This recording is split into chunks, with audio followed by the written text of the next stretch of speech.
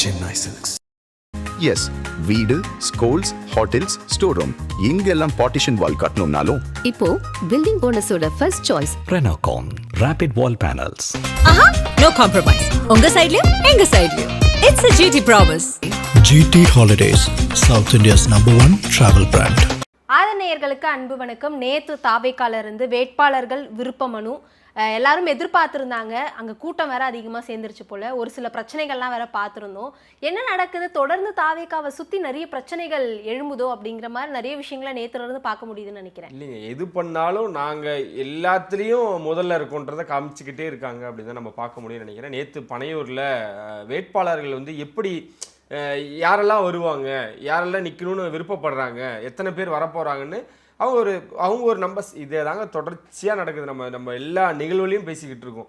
எத்தனை கூட்டங்கள் வரும், எத்தனை மக்கள்கள் வருவாங்க அப்படின்னு நம்ம பேசிகிட்டு இருக்கும் பொழுது நேற்றும் ஒரு குறிப்பிட்ட எண்ணிக்கையில் தான் வருவாங்கன்னா பனையூரில் அரேஞ்ச் பண்ணப்பட்டுச்சு அந்த நிகழ்வு. அவங்க நினச்சிருந்தாங்கன்னா இந்த கூட்டம் இந்த எண்ணிக்கை வரும் தெரிஞ்சிருந்தால் அவங்க மாற்று இடத்துல அவங்க கண்டிப்பாக இது முடிவு பண்ணியிருப்பாங்க, இல்லைன்னா ஆன்லைன்லேயே பண்ணியிருப்பாங்க. ஏன்னா அவங்களுக்கு எல்லாமே தெரியுது, ஓகே இந்த மாதிரியான விஷயங்கள் நடக்க போகுது, இந்த மாதிரி நம்ம பண்ணோம் அப்படின்னா பெர்மிஷன் கொடுக்கணும், அந்த மாதிரியான கொஞ்சம் சிக்கல்கள் வரும் அப்படின்றது. அவங்க ஒரு எப்படி சொல்லணும், ஒரு யதார்த்தமாக ஓகே பனையூர்லேயே நாங்கள் வழங்குறோம், நீங்கள் வந்துருங்க அப்படின்றாங்க. தொடர்ச்சியாக இருக்கக்கூடிய அந்த ஸ்டார் பிளேயர்ஸ்ன்னு சொல்லுவோம்ல, அந்த மாதிரி நாட்கள் முதல்ல கிளம்புறாங்கிறாங்க. அதுக்கப்புறம் அவங்க இந்த படையப்பா படம்னு நினைக்கிறேன், அந்த கிளைமேக்ஸில் வந்து இது சும்மா ட்ரெய்லர் தான்மா, மெயின் பிக்சர்ஸ் பின்னாடி பண்ணோன்னா அப்போ ஒரு கேமரா வந்து போகும் பார்த்தீங்களா, அந்த க்ரௌடை காமிக்கிற மாதிரி நேற்று அவ்வளோ கூட்டம். அதான் சொல்கிறேன், அவங்க எண்ணிக்கையில் அவங்க அடங்கவே இல்லை, அவங்க எதிர்பார்க்கவே இல்லை. எப்பவுமே அது நடக்கிறது ஒன்று தான். ஸோ நேற்றும் அதுதான் நடந்திருக்கு. ஆனால் இதுக்கு அவங்க வந்து இவ்வளோ தூரம் எதிர்பார்க்கல. விஜய் அவர்களே இதை பார்த்துட்டு என்ன நடக்குது அப்படின்னு கேட்டிருக்காரு. அப்படின்னா பாருங்கள், அவ்வளோ பேர் ஒரு விருப்பத்தோடு இருக்காங்க. அவரோட தலைமையில் நம்ம இயங்கணும். நான் சமீபத்தில் ஒரு நியூஸ் ஒன்று படித்தேன். நல்ல சம்பளத்தில் வேலைக்கு இருந்த ஒருத்தர் வேலையை ரிசைன் பண்ணிட்டார்.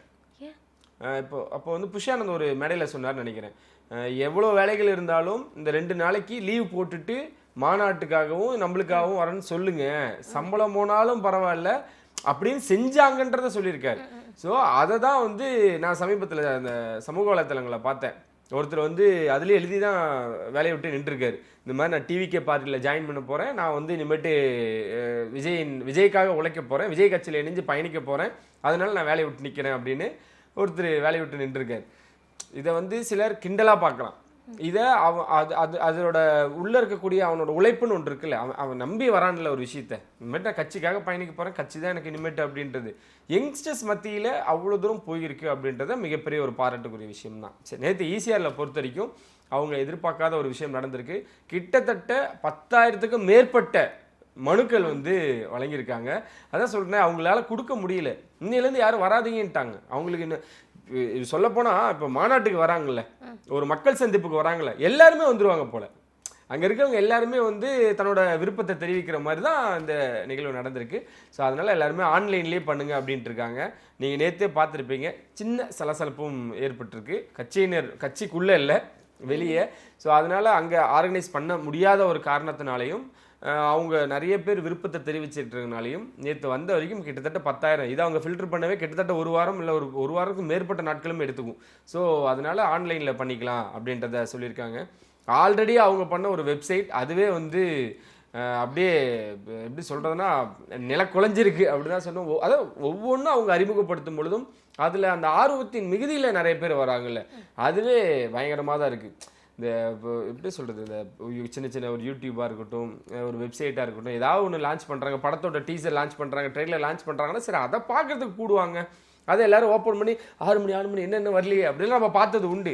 ஆனால் ஏதாவது ஒரு வெப்சைட் ஓப்பன் பண்ணி இந்த மாதிரி உங்கள் ஏரியாக்கள் இருக்கக்கூடிய பிரச்சனைகளை இதில் சொல்லுங்கள், தமிழக வெற்றி கழகத்தின் சார்பாக ஒரு ஒரு வலைத்தளத்தை நாங்கள் ஓப்பன் பண்ணியிருக்கோம், இந்த இதில் போயிட்டு இந்த வெப்சைட்டில் போயிட்டு உங்களோட குறைகளை சொல்லுங்கன்றாங்க.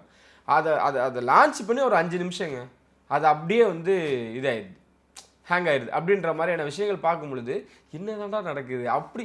அப்போ அவங்க வந்து எல்லாத்துக்கும் தயாராக இருக்காங்கல்ல. அவர் பண்ணுறதே வந்து ஒரு அப்டேட்டடான ஒரு அரசியல். எல்லாருமே அடுத்த தளத்துக்கு கொண்டு போகணும். எல்லா யங்ஸ்டர்ஸுக்கும் அரசியல் புரிதல் ஏற்படுத்தணும். அதை வழிமுறையோட கொண்டு போகணும்னு ஒன்று இருக்குல்ல, அதை அழகாக பண்ணுறாரு. ஸோ நேற்று அதனால தான் சொல்லியிருக்காங்க, இன்னிலேருந்து யாரும் வராதிங்க, நீங்கள் ஆன்லைன்லேயே பண்ணுங்கள், அதுக்கு உண்டான நாங்கள் வெப்சைட் என்னன்றதை நாங்கள் சொல்கிறோம் அப்படின்றத அப்படி கட்டமைக்கிறதுக்கு சில வழிகள் நடத்திட்டு இருக்கு. நேற்று பார்த்து விஜய் ரொம்ப ஷாக்காக தான் கேட்டிருக்காரு, என்னடா இது அப்படின்ட்டு. ஸோ இப்போ அவருக்கு தோணியிருக்கும், நம்ம லேட்டாக இது கரெக்டான நேரத்தில் தான் அவரோட அரசியல் என்ட்ரின்றது இருக்குது. இருந்தாலும் இதெல்லாம் பார்க்கும் பொழுது ஓகே, இது கொஞ்சம் முன்னாடியே ஸ்டார்ட் பண்ணியிருக்கலாமோ அப்படின்ற அளவுக்கு அவருக்கே ஒரு யோசனையை கொடுத்துருக்குன்னு நினைக்கிறேன். 234 தொகுதிகள், ஆனால் 10,000க்கும் மேலே வேட்பாளர்களுடைய விருப்ப மனு இருக்கு. எது மூலயமா பரிசீலனை பண்ணுவாங்க, எதை வச்சு அவங்க செலக்ட் பண்ணுவாங்கன்ற ஒரு கேள்வி வந்திருக்குல்ல. இதுக்கப்புறம் தான் தாவேக்கால ஒரு வேளை பிரச்சனை ஆரம்பிக்குமோ? இல்லைங்க, ஃபில்டர் பண்ண தான் போகிறாங்க. பிரச்சனைன்றதுக்கு முற்றுப்புள்ளி இப்போ பாருங்களேன், விஜய் அவர்கள் சமீபத்தில் பேசின 2-3 மேடைகளில் உட்கட்சி பூசலை வந்து டைரெக்டாக சொல்லாமல் இன்டைரக்டாக சொன்னார். ஏன்னா அவர் ஒரு பனையூர் வரும் பொழுது அவரோட காருக்கு முன்னாடி ஒரு பெண் அவங்க வந்து வழிமறிச்சதை நம்ம பார்த்தோம். அதுக்கு அவர் ரெஸ்பான்ஸ் பண்ணல அப்படின்றாங்க. அவர் கார்லேயே உடனே ரியாக்ட் பண்ணார். உடனே தன்னோட நிர்வாகிகளை கூப்பிட்டு, பொறுப்பாளர்களை கூப்பிட்டு என்னன்னு கேளுங்க உடனே. ஏன்னா அவர் இறங்கினாருன்னா என்ன நடக்கும்னு நம்மளுக்கு தெரியும். அவர் உடனே வந்து கூப்பிட்டு உடனே பேசுங்க, அஜித் தான் நினைக்கிறேன், அவங்களுக்கு என்ன பிரச்சனைன்னு பேசுங்க, உடனே தீர்வு சொல்லுங்க, என்ன அங்கே நடந்துகிட்டு இருக்குன்னு பாருங்க அப்படின்னு உடனே கூப்பிட்டு சொல்லியிருக்காரு. புஷி ஆனந்த் தனிப்பட்ட முறையில் கேட்டிருக்காரு, யார் அங்கே ஆல்ரெடி இருந்திருக்காங்க, இவங்க ஏன் வந்திருக்காங்க, இவங்களுக்கு என்ன இஷ்யூ, ஏன் இதை நீங்கள் ஃபாலோ பண்ணலீங்களா. ஸோ அவ்வளோ தூரம் கேட்கக்கூடியவர் தான் விஜய். ஸோ அதனால இனிமேட்டு அந்த சலசலப்பு நீங்கள் சொல்கிறீங்களா, அதை தான் 2-3 மேடைகளை ரொம்ப அழகாக சொன்னார். வேலை செய்யுங்க, வேலை செய்ய விடுங்க, இது எல்லாருக்கும் பொருந்தும். எங்களோட கட்சிக்காரங்களை வேலை செய்ய விடுங்கன்னு மற்ற ஆட்களை பார்த்து சொல்கிறதும் அதுதான். இன்னொன்று, நம்மளுக்கு இப்போ மாவட்ட செயலாளராக பொறுப்பாளரால் இது வரைக்கும் ஒருத்தர் அவங்க வந்து சொல்லியிருக்காங்கல்ல, அவங்க கீழே இருக்கக்கூடியவங்களுக்கும் கொஞ்சம் ஃப்ரீடம் கொடுங்க, அவங்களோடையும் இணைஞ்சு செயல்படுங்க அப்படின்னு சொன்னது காரணம் அதுதான். குறிப்பாக கடைசி மேடையில் சொன்னார், நான் யாரை கை காட்டுறனோ அவங்களுக்கு ஆதரவு ஒத்துழைப்பு கொடுத்து நீங்கள் வந்து வேலைகள் செய்யுங்க அப்படின்ட்டு இருக்காங்க. இன்னொன்று, அங்கே நிற்கிறது நேற்றே நம்ம சொல்லிட்டோம், XYZன்னு யாராக வேணா இருக்கட்டும், ஆனால் தமிழ்நாடு ஃபுல்லாக நிற்கிறது விஜய் அப்படின்னு, விஜய்க்காக வேலை செய்கிறேன்னு நீங்கள் செய்யுங்க அப்படின்றத அவர் சொல்லிட்டார்ல. அதனால அந்த சலசலப்பு வராதுன்னு தோணுது. இன்னொன்று, நேற்று கொடுத்த எல்லாருமே வந்து இப்போ அந்த கூட்டத்தில் நீங்கள் போயிருந்துருக்கலாம், நான் இருந்திருக்கலாம்.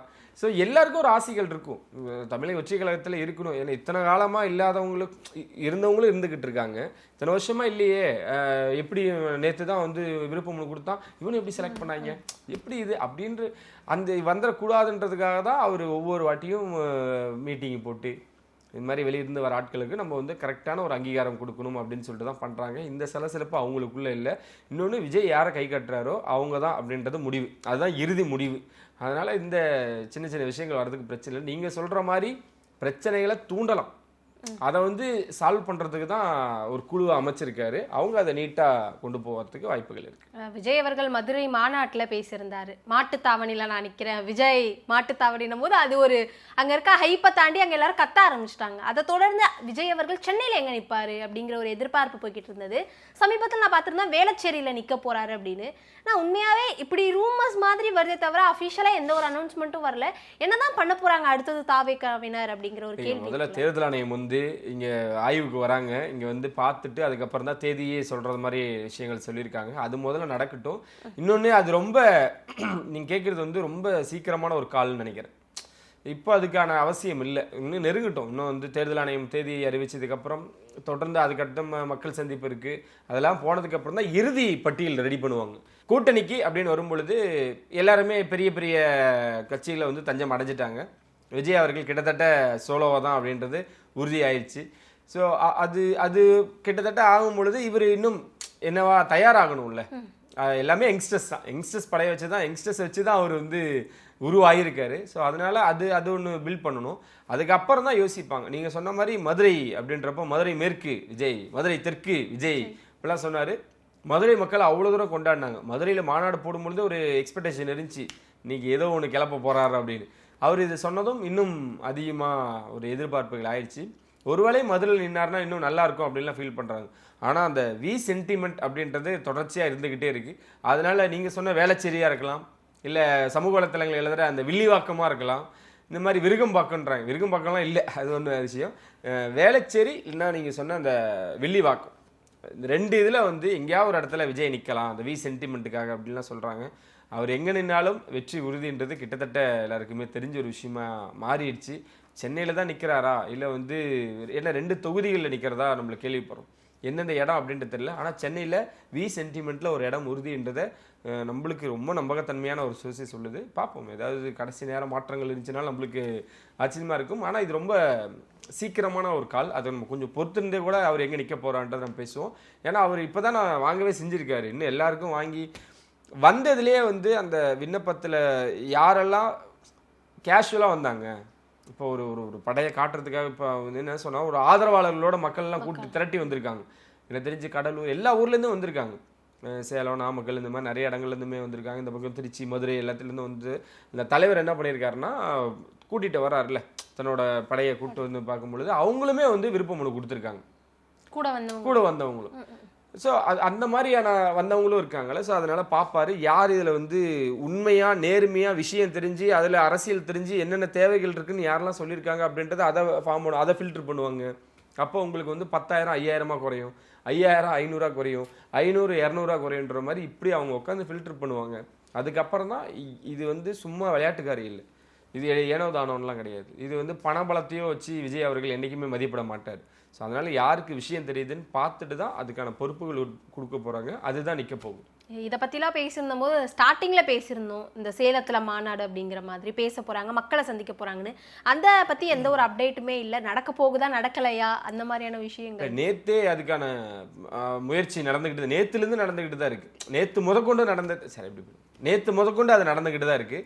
ஏன்னா நேற்றுமே வந்து கொடுத்துருக்காங்க, இந்த மாதிரி இந்த அளவில் எங்களுக்கு இந்த இடத்துல எங்களுக்கு வேணும், இத்தனை எண்ணிக்கையில் வரப்போகிறாங்க, நாங்கள் பாதுகாப்பு இப்படி பண்ண போகிறோம், ஈரோட்டை ரெஃபரன்ஸாக வச்சு தான் நிறைய விஷயங்கள் நடந்துக்கிட்டு இருக்கு. நேற்று இந்த வேட்புமனு இருக்குல்ல, அங்கே ஒரு டீம் அங்கே இருந்தாலுமே கூட இவங்க நேற்று இந்த வேலைகள் இருந்தனால அதுக்கு முழு வீச்சோடையும் முழு முயற்சியாலும் நடத்த முடியல. இங்கே வந்த வாட்டி இங்கே வேலைகளை முடிச்சுட்டு உடனே போயிருக்காங்க. நேற்றும் அங்கேருந்து கால் வரும் பொழுது இன்னைக்கு இன்னைக்கு இல்லை திங்கக்கிழமை என்னன்றது நம்மளுக்கு தெரிஞ்சிடும். நாட்களும் அதுக்கு 13ஆம் தேதிக்கு ரொம்ப தூரம்லாம் இல்லை. ஸோ அதனால் காவல்துறைட்டுமே வந்து அவங்க அனுமதிக்காக வெயிட் பண்ணிக்கிட்டு இருக்காங்க.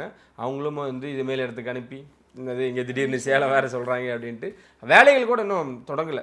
அந்த அந்த மைதானத்துக்கு வந்து எதுவுமே தேவையில்லைன்னு வைங்களேன், டக்குன்னு சொன்னாங்கன்னா வேலைகளை தொடங்குறது தான். ஸோ அதனால் அது இருந்துக்கிட்டு இருக்கு. 13ஆம் தேதி எப்படியும் சேலத்துக்கு வர வச்சிடலாம் அப்படின்ற ஒரு நம்பிக்கையில் தான் எல்லோரும் பயணிச்சுக்கிட்டு இருக்காங்க. நீங்கள் சொன்ன மாதிரி இப்போது ஒன்றும் கிடையாதுங்க. நேற்று விஜய் அவர்கள் வரல, இந்த மாதிரி பனையூரில் பெரிய அனௌன்ஸ்மெண்ட்லாம் எதுவுமே இல்லை, சமூக வலைத்தளங்களில் கூட போடல, அதாவது பெருசாக போடலை, வழக்கமாக போடுற மாதிரி ஒரு ட்வீட்டு ஒரு அறிக்கை தான். அதுக்கே அவ்வளோ பேர் குவிஞ்சிட்டாங்க. பக்கத்தில் இருக்கக்கூடியவங்களாம் வந்து அவங்களோட ஆதங்கத்தை நேற்று தெரிவிச்சிட்டாங்க. இதுக்கு முன்னாடி அவங்க நார்மலாக சொல்லியிருந்தாங்கன்னா கூட எப்படி தெரிஞ்சிருக்குன்னு தெரியல, இந்த மாதிரி இவ்வளோ கூட்டமாக இருக்குது, ஸோ எங்களுக்கு ஒரு ப்ரைவசி அப்படின்றது பாதிக்கப்படுது அப்படின்றப்போ இதையும் விஜய் கன்சிடர் பண்ணியிருக்கார். ஓகே, என்ன நடந்திருக்கு அப்படின்றது அது உண்மையா பொய்யா அப்படின்றதை மீறி இது ஒன்று சொல்கிறாங்கல்ல, இதுக்கு கூட நம்ம வந்து அடுத்த வாட்டி இடம் கொடுத்துடக்கூடாது. ஓகே, பனையூரில் நம்ம ஆஃபீஸ் எதாக இருந்தாலும் கேட்டுக்கு வெளியே எதுவும் வேண்டாம். ஸோ நம்ம இடத்துக்கு சரௌண்டிங்கில் எல்லாமே நடந்துக்கிட்டோம் அப்படின்றது உடனே. அதனால தான் நேற்று இரவே வந்து அவங்க தலைமையிலேருந்து ஒரு செய்தி வருது, இந்த மாதிரி நீங்கள் யாரும் பனையூர் வர வேண்டாம் அப்படின்னு ஆக்ஷன் எடுக்கிறாங்கல்ல. இப்போ அவங்கள கைமீறி தான் ஒரு கூட்டம் வந்திருக்கு, உடனே ஆக்ஷன் எடுக்கிறாங்கல்ல, அதை நம்ம பாராட்டலாம்ல. அதுக்கு யாரும் இது இல்லாமல் ஸோ அந்த கட்ஸ் நம்ம பாராட்டலாங்க. விஜய் வந்து தொடர்ச்சியாக எல்லாமே கவனிச்சுக்கிட்டு இருக்கார், மானிட்டர் பண்ணிக்கிட்டே இருக்கார் என்ன நடந்துக்கிட்டு இருக்கு. பனையூரில் வந்து நேற்று தான் நீங்கள் அந்த கூட்டத்தை பார்த்தீங்க. முன்னான ஒரு 2-3 நாட்களாக இரவும் பகலமாக அங்கே வேலை செஞ்சுருக்காங்க. அந்த வேட்புமனுக்கு வந்து உட்காந்து என்னென்ன இருக்கணும், எப்படி இருக்கணும், எத்தனை பேர் எப்படி கொண்டு வரணும், எப்படி வருவாங்க, எப்படி போவாங்க, யார் யார் நிற்க போகிறாங்க அப்படின்றத அவ்வளோ வேலைகள் நடந்திருக்கு. எடுத்ததுமே போயிட்டு பிரிண்ட் கடையில் கொடுத்து நாங்கள் இது போட்டு கொடுத்துருங்க, சரி இந்த கையெழுத்து போட்டு கொடுறோம் அப்படின்ட்டு இல்லாமல் அதுக்கு மெனக்கட்டுறாங்கல்ல. ஸோ அந்த மெனக்கெட்டலோட விளைவு தான் நேற்று நடந்த அவ்வளோ வரவேற்பு. ஸோ சில மக்களுக்கு வந்து அந்த க்ரௌடு பிடிக்கல அப்படின்றப்ப விஜய் அவர்கள் பார்த்துட்டு ஓகே அப்படி தானே, இனிமேட்டு இங்கே வேண்டாம். ஸோ ஏதாவது மீட்டிங், அதாவது ஏன் இந்த 4.0 ஹோட்டல்னு கேட்குறீங்களே, 4 ஹோட்டல் ஏன் தெரிவு பண்ணுறாருன்னா இத்தனை பேர் உள்ளடக்கணும், இவ்வளோ ரெஸ்ட்ரிக்ஷன் இருக்குது, இத்தனை வாகனங்கள் நிறுத்தணும், இதெல்லாம் தான் வந்து அந்த இடத்த பனையூரில் தான் நம்மளோட கட்சி ஆஃபீஸ். ஏன் அங்கே நடத்தலை? இவ்வளோ பேர் வந்தாங்க அப்படின்னா கண்டிப்பாக பனையூரில் இருக்கவங்களாம் வந்து கொஞ்சம் ப்ரைவசி விரும்பக்கூடியவங்க, அதனால தான் அங்கே வீடு வாங்கி அங்கே தங்கிட்டு இருக்கு. ஸோ அதனால தான் நம்ம வந்து ஒரு ஹோட்டல் விடுதிக்கு போயிடுவோம். அங்கே போயிட்டோம்னா அங்கே ஒரு பார்க்கிங் இருக்கும், ஒரு பெரிய ஹால் இருக்கும், சாப்பிட்றதுக்கு உண்டான இடங்கள் இருக்கும். தெரியும் வரது ஒரு குழந்தைகள் வருவாங்க, நம்மளே வந்து மறந்து போய் தண்ணி குடிச்சு தண்ணி பாட்டில் கீழே போடுவோம். அதுக்கு உண்டான வசதிகள் இருக்குல்ல, அதை க்ளீன் பண்ணுறதுக்கு ஒரு டீம் இருப்பாங்க, கோஆர்டினேட் பண்ணுறதுக்கு நம்ம டீம் இருப்பாங்க, மீடியாக்குன்னு தனியாக ஒரு இடத்த ஒதுக்கலாம், வாகனத்தை பார்க்கிங் ஒரு தனியாக இடத்த ஒதுக்கலாம், வரக்கூடிய ஆட்களுக்கு ஒரு ஒரு ஒரு ஆர்கனைஸ்டாக பண்ணணும். அப்படின்றப்போ வெளியே நம்மளையும் இந்த மாதிரி நடக்குது தெரிஞ்ச வாட்டி வெளியிருந்து கண்டிப்பாக மக்கள் வருவாங்க. அவங்களுக்குமே வந்து இப்போ பனையூரில் அவங்க குமிஞ்சிட்டாங்கன்னா இந்த கூட்டம் அந்த கூட்டமும் இன்னும் பெரிய கூட்டமாக இருக்கும். ஸோ அதனால் இப்போ ஒரு தனியாக இடத்துக்கு போயிடும். அதுக்கு தான் இந்த 4 பாயிண்ட் ஹோட்டல். பெரிய காசு இருக்குன்னு காட்டுறதுக்காகவோ பணக்கார கட்சின்னு காட்டுறதுக்காகவோலாம் அந்த ஹோட்டல் கிடையவே கிடையாது. இதுக்கு தான் நேற்று நம்ம ரொம்ப நாளாக வந்து கேட்டுட்டு இருந்தோம்ல, ஏன் அந்த ஹோட்டலே நடத்திட்டு இருக்காரு, பெரிய வெளி இடத்துல சந்திக்க மாட்டாரா, பனையூரில் சந்திக்க மாட்டாரா அப்படின்னு கேட்கும் பொழுது இந்த காரணங்களுக்காக தான் அவர் வந்து அந்த ஹோட்டலில் வந்து சந்திக்கிறார்.